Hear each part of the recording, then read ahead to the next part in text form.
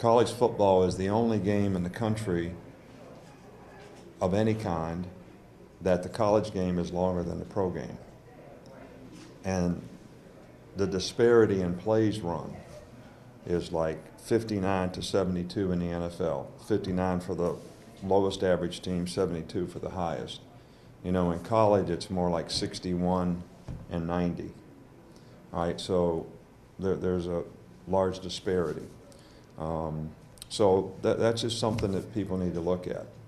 The second thing is can officials officiate the game?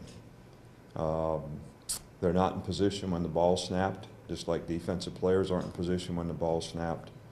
And so that's a game administration issue that people should probably, look into. And the third thing to me, and the last thing, which is not the most important, I think the first is most important, is there any kind of competitive imbalance created by, the pace of play? So I think those are all issues that people need to look at. In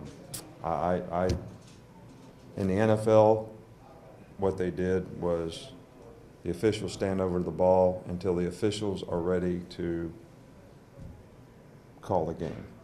All right, that's how they control the pace of play.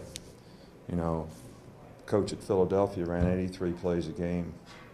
At Oregon runs 65 a game at Philadelphia. So why do they control the pace of play in the NFL? I mean, I'm just asking.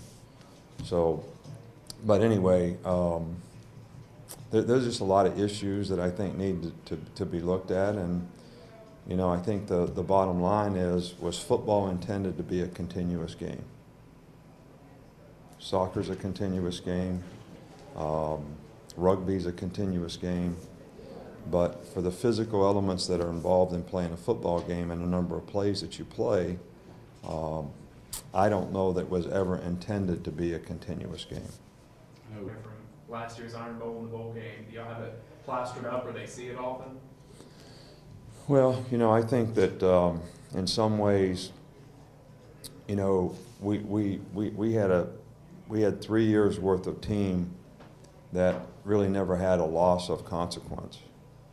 Even when we lost for 2 years, we still won the national championship.